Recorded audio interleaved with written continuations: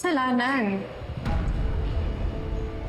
Hindi ka ba naaawa kay Charlene? Iniligtas ka niya nung natrap ka nung lindol. Utang na loob mo sa kanya ang buhay mo. Siya ang may utang sa akin. Anak ko ang gaganti. Siya ang mabubuhay prinsesa. Paano ang anak ni Charlene? Kasama ko. Gagawin kong impyerno ang buhay niya. Nung nasa kulungan tayo, nung kasama natin si Divina, Subukan mo akong isumbong. Ipapapatay ko ang anak mo.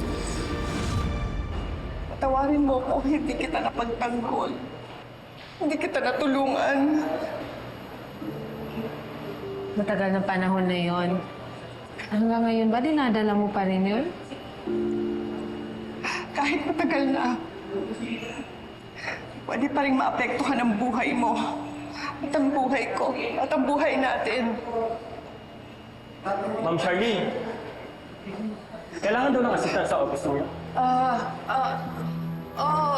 Mauna ka na sa taas. Raymond will talk to you about it. Sige po, ma'am. Salamat. Okay ka lang?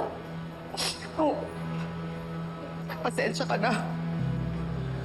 Tuwing nakakakita kasi ako ng pulis at saka ng security guard para bang pakiramdam ko. Pakiramdam ko, huli na naman ako. Malaya ka na. Huwag mo nang isipin yun. Ayoko na kasi bumalik sa kulungan eh. Ayoko na eh. Ano ka ba?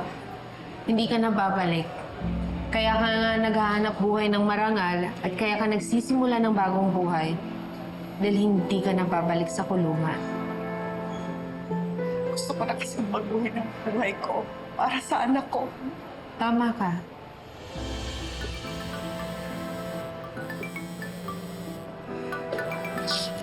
Hello? Yes, pakyat na ako ha. Okay, thank you. Bye. Leilani, ito yung card ko. Tawagan mo lang ako pag may kailangan ka. Mag-text ka kahit anong oras. Nandito lang ako para sa'yo. Salamat. I'll see you soon. Salamat.